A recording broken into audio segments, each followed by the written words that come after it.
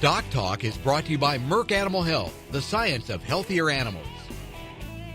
Hey folks, welcome to DocTalk. Glad you joined us. Hey, thanks for y'all sending us some hats.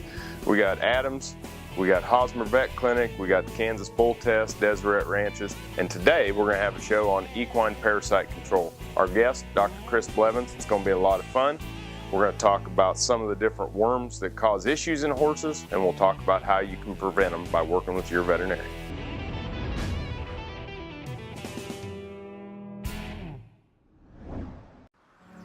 As dependable as the sunrise, in dairy parlors, open pastures, on ranches and feed yards across America. A place where reputation is more than a name, where the science of healthier animals is a way of life. It's the responsibility that drives who we are and what we do. Every decision, every day. It's your livelihood and our responsibility. Closed caption brought to you by AgriLabs, the perfect pairing of performance and value.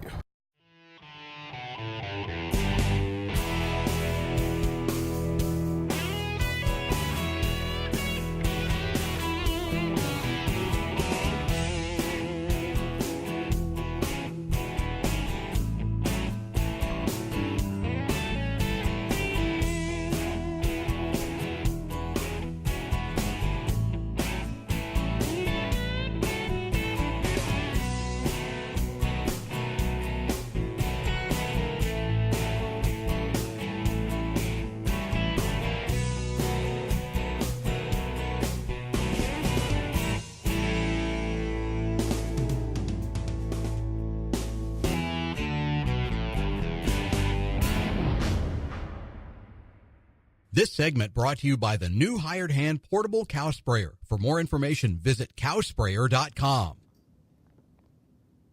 Hey folks, welcome to DocTalk. Dr. Blevins, yes. Thanks for being here. Thank you, Dr. Thomson. Folks, we got Dr. Chris Blevins here from Kansas State University's Veterinary Health Center, where he heads up our ambulatory equine clinic. He's an associate clinical professor, but before we get to him, I'm going to say thanks. We got more hats that came in. Continue to send us your hats. We're going to get some hat racks and things built up, but Deseret Ranches, Adams Land and Cattle Company, the Hosmer Veterinary Clinic in Hosmer, South Dakota, and the Kansas Bull Test. So many different people, many different parts of the U.S., Florida, Nebraska, South Dakota, Kansas. Wow. It's a lot of fun. Keep sending us your hats and we'll keep putting them on the show. But today we're going to talk with Dr. Blevins about the wormy horse. Mm-hmm.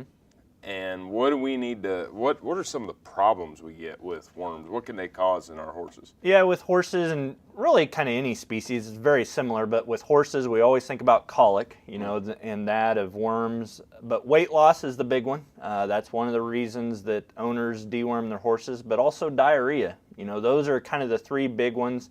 With pinworms, they could get a roughened tail head, you know, itch in their hind end, but that kind of is the main categories with problems that horses could get with internal parasites. So when we see an adult horse that's out on grass and it starts to get a pretty loose stool and it's losing weight, that's got to be one of your top differentials, right? That's right. That's when you need to get a veterinarian involved, and we'll talk a little bit later about just the aspects of how the veterinarian could get involved with that as far as recommendations. How does the colic occur? I mean, I can get the weight loss and the diarrhea from the parasites, but do we just get a worm burden, or what causes the colic? Yeah, there's a possibility of the colic due to worm burdens or encysted type of internal parasites within the lumen of the intestine, but also some of the internal parasites migrate through the lungs, through different parts of the belly or abdomen, and they can affect different aspects, not just the GI tract, but also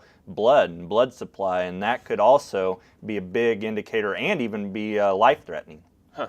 So, you know, when we see this, can it be infectious like horse to horse? Is it mainly pasture to horse? You know, I've got stables we work with. We have people that have their own horses just kicked out on grass. Yeah. What are the different scenarios? Mostly, you're right. It needs to have a pasture to get a lot of those strongyle type eggs that they were most concerned with, which most dewormers are trying to get rid of.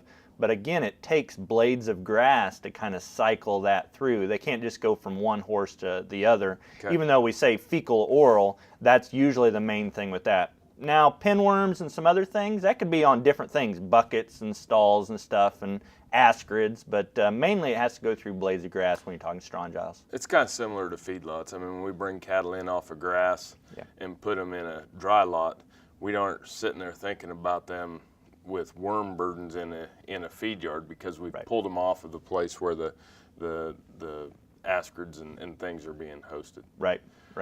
Anything else as far as before we go to break here on things that worms can cause? You know, I think worms can cause all kinds of things, even coughing. You know, a coughing horse could be due to internal parasites. So really, anything internal parasites can be of different facets, and you just got to get your veterinarian involved. All right, folks, when we come back, we're going to start talking about some of these specific worms and things that you're going to deal with your horses with Dr. Chris Blevins.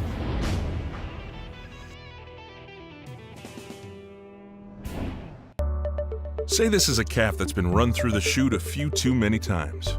Going through the chute stresses cattle, causing them not to eat like they should. Luckily, Pyramid 5 plus Presponse SQ provides proven protection against key respiratory diseases in a single shot, with just one trip through the chute. Talk to your veterinarian about Pyramid 5 plus Presponse SQ, and soon your calves will relax and eat like a whole different animal.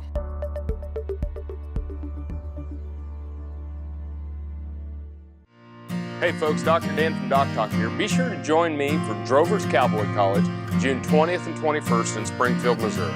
We're going to have experts covering topics such as cow nutrition, treatment options, low-stress cattle handling, genetic selection, and economics on keeping your cow profitable. Be sure to register. Go to www.droverscowboycollege.com or give us a call at 877-482-7203, and I'll see you in Springfield. Do your cattle struggle with pink eye, BRD, or another disease? Contact Newport Laboratories for a customized solution. Our custom-made vaccines are produced using the specific diseases found in your area.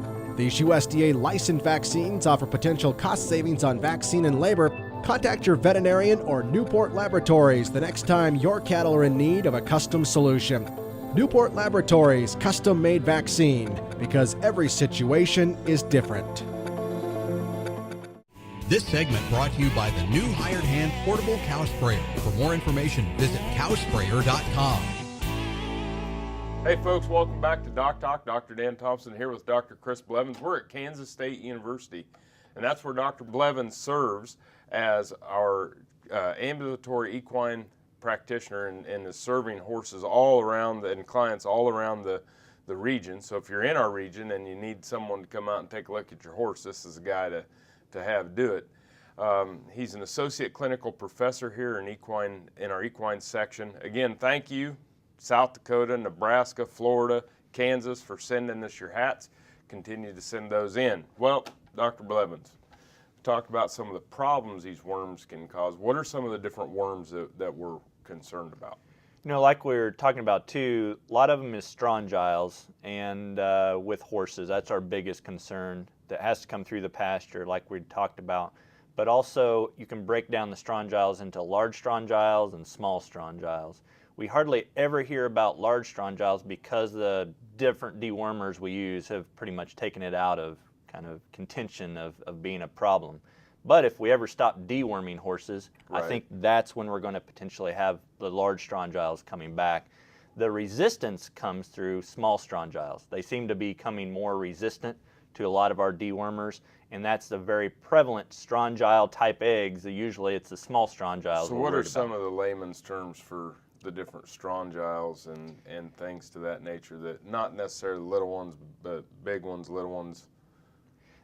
Well, when you look at that, it could have all kinds of different, just internal parasites, cystosomas. Usually when we talk to owners, we just say strongyles or internal parasites is usually when we're just worms. talking to them. Yeah, worms. Right. Right. And so what other types of worms? You got a list here of different. Yeah, we have pinworms. So when horses are, itching their hind end a lot, horses can get pinworms. It isn't one that pinworms we worry about can go from different species. I mean, this is a species specific, so it's just in horses, and horses transmit it to another horse. But if they start rubbing their hind end on stuff, getting a roughened tail head, they could have pinworms, and I think that's something we always have to kind of keep in mind based on that. The females actually deposit eggs around the outside, around underneath the tail, so that's why they get itchy back there, and that's why they rub their tail. The other one would be tapeworms. It's another one that kind of see a little bit more. Comes through the orbited mite. Has to be out on pasture. So that's kind of the secondary host, that orbited mite as it goes, and it can affect internally, usually around the cecum, ileocecal area there, potentially colic, so we can deworm based on that. I was going to say that's probably when we're going to see those colic type symptoms with those. Yeah. It's amazing how sensitive the horse's gut is. Yep. Yeah, it's one of the shock organs of the horse, so it's one of those things where they can really react. Cows are not so much. No, they're tough. Well, I don't know if they're tough. They just don't have the same system. Other things you want to get, we got 30 seconds. We're going to go to break. Different worms or different things that people ought to think about? Yeah, lungworms. Horses can get lungworms and cough based on that. They can get it from donkeys, so just deworm your horse. You don't have to euthanize a donkey or anything, but that is stuff to remember. And then bots. Everybody always hears about bots, in the stomach, and have seen pictures probably in different magazines and things, but that's another one that can work with. Well, don't shoot your donkey as part of your worm prevention program. Yeah. Just deworm your horse. Yeah. When we come back, we're going to talk about some prevention strategies with Dr. Blevins, how to work with your veterinarian. You're watching DocTalk. Thanks for tuning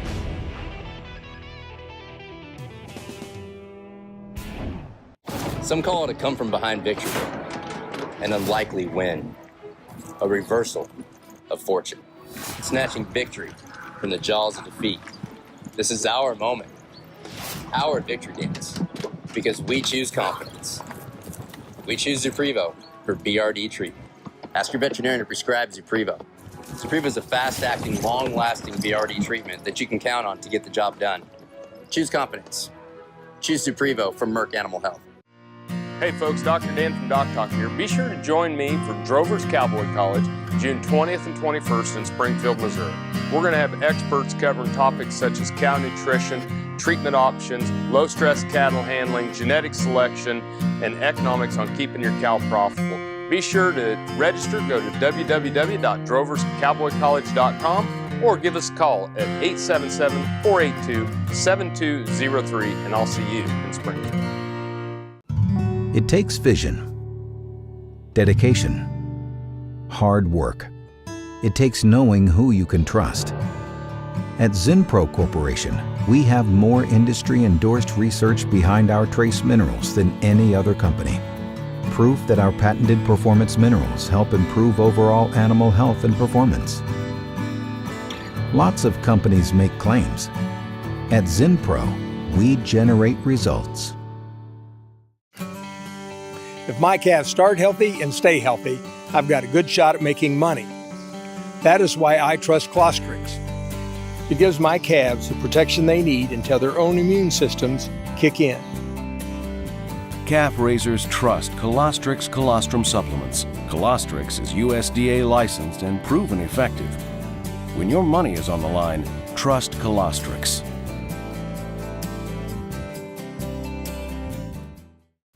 Valley Vet Supply is devoted to providing information and professional quality products at reasonable prices. Valley Vet Supply. Hey folks, welcome back to DocTalk. Dr. Dan Thomson here with my friend and colleague, Dr. Chris Blevins, who is an associate clinical professor here in the Veterinary Health Center. He heads up our equine ambulatory clinic and sees a ton of cases, teaches a lot of students, and does a lot of good for the equine industry all across our state and beyond. Thankful for him to take the time to come and be here today. And we're talking about worms. And we've talked about what they cause. We've talked about the different worm types. Now let's get into, what are some of the things you and I are going to do to help clients prevent these from getting in their horses. I think the big misperception of where people have been as far as deworming the horse is just grab packages of dewormers that they can buy anywhere.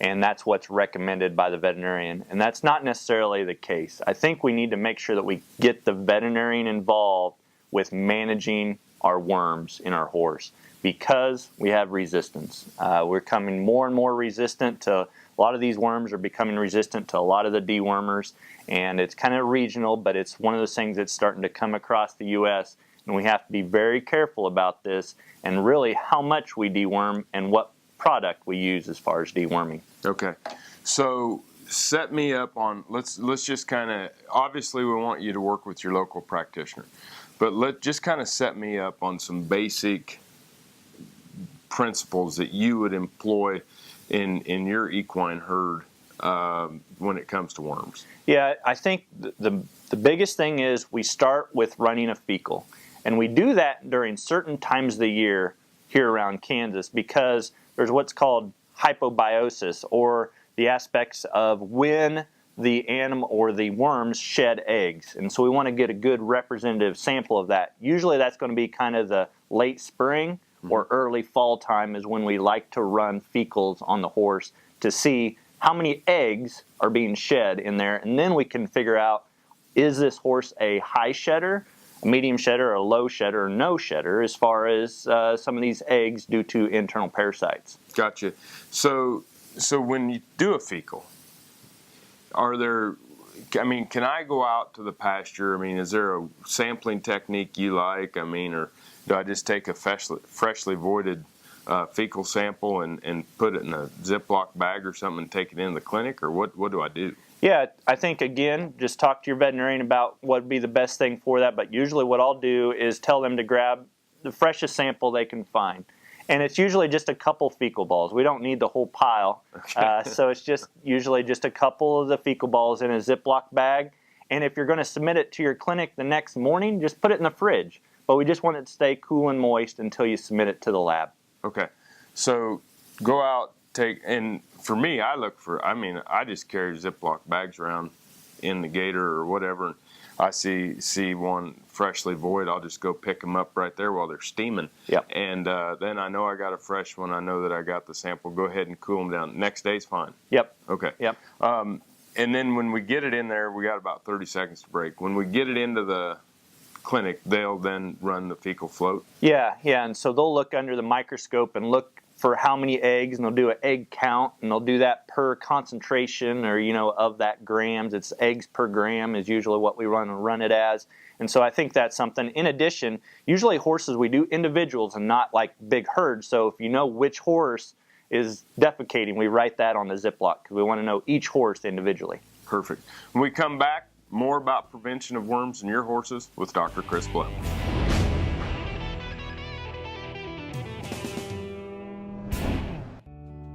Did you know long-range planning through the checkoff can help keep your business profitable? To successfully pass on cattle operations from one generation to the next, it's important to promote beef and keep farms and ranches profitable. Your Beef Checkoff helps do that. I'm Jeff Mingus. I'm from southeast Arizona, where we have a family cattle ranch. I've been in the cattle business my entire life. I can remember the onset of the checkoff program, and when the Beef Council decided to use checkoff dollars to create additional demand for the chuck and the round. And I think that created a significant increase in the price of our product, and I think the beef checkoff has been beneficial for our operation. So we moved to an area on a national backcountry byway, and because of that there's a lot of tourists, and they'll stop in sometimes, and we've had a lot of people come out to the ranch. So we take that as a real opportunity to educate people about the beef industry. So we built this catering business when I retired a few years ago. I've used beef checkoff recipes over the last 20 years, but when you're really producing that for the public, it takes on a whole new meaning. As a young rancher, there was a lot for me to learn when I came back to the ranch. I feel as if the beef checkoff gave me additional tools I needed. The beef quality assurance program has helped teach me how to handle cattle in a more effective manner, a way that's the most beneficial to the cow and the most efficient for the producer. And I'm really proud to be able to say that the beef industry is reaching out to the consumer. I have this one on my website, gazpacho steak salad. It's very popular. And this is one that millennials like because it's quick, it's fast, and they don't have a lot of time to prepare. And this one has been really popular with men because you ask them, do you like to grill? And of course they say yes, and say, well, here's just a couple of recipes, and they grab them. We feel really blessed that we have one of our sons, Ben, wanting to carry on the ranching tradition, so he'll be a 5th generation cattle rancher in my family. Still using ineffective fly tags on your cattle? It's time to eliminate fleas, ticks, flies, lice, and parasites, and at the same time, give them a shiny coat, making them more valuable. One fly tag can cost $2.50, but you can do this all for about a nickel a head. Introducing the Cow Sprayer, designed and built in the U.S. The Cow Sprayer is portable, solar-powered, and comes with a 25 or 40-gallon tank. Eliminate parasites for about 5 cents a head with the Cow Sprayer. Cowsprayer.com. It's easy to spot the man who uses Synanthic. With lower volume and less waste, Synanthic steps up your deworming routine. Get more deworming with less dewormer at Synanthic.com.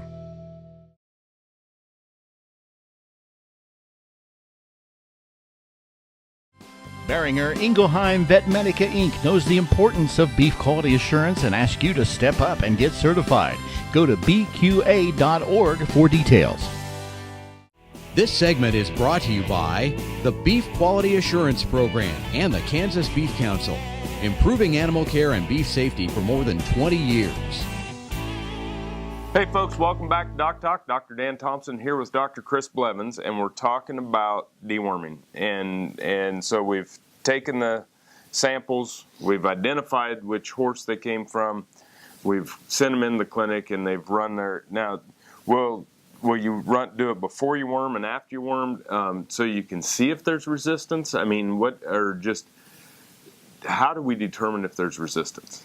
Yeah, I think the biggest thing is to also remember when do you collect the sample. And I usually tell people, make sure it's been at least a month since their last deworming when they're getting their first sample. Okay. So that's usually what we do in that aspect. So then we kind of have a clean slate of where we're at. Don't just deworm and then let's run in a fecal just to see where we're at, because it's more likely it's not going to be a good representative sample initially. And then after that, we make recommendations, whether they are high shedders, medium shedders, or low shedders, based on their eggs per gram. And the veterinarian can work with you in figuring out what dewormer let's try first. And usually after you deworm, then we go 2 weeks after that and let's see if it decreased that count. And so I think that's the biggest thing we want to make sure is we get greater than 90% reduction in the eggs per gram after deworming. And we're doing those in cattle, the fecal egg reduction tests and different things of that nature.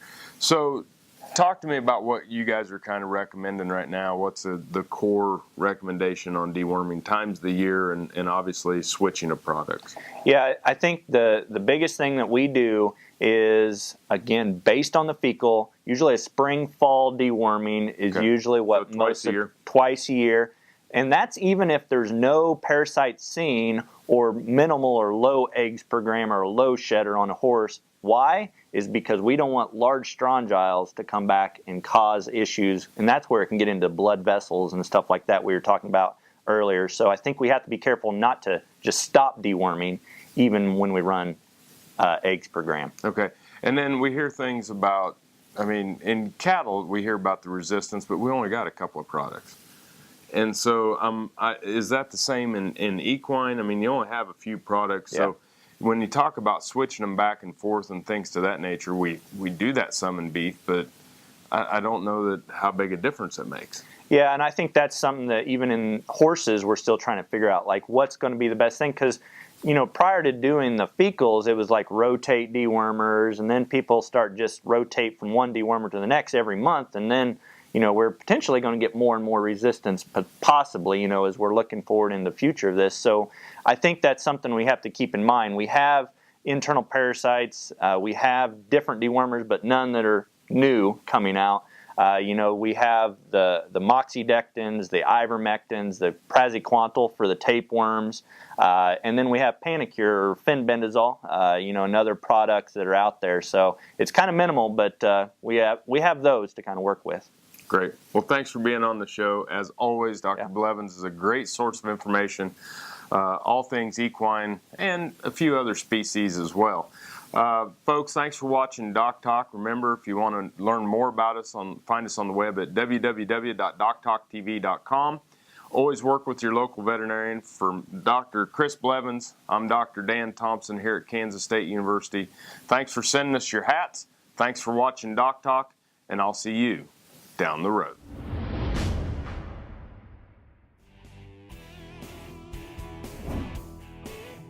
Closed caption brought to you by AgriLabs, the perfect pairing of performance and value. For more information about this program or previous programs, go to DocTalkTV.com. DocTalk was brought to you by Merck Animal Health, the science of healthier animals.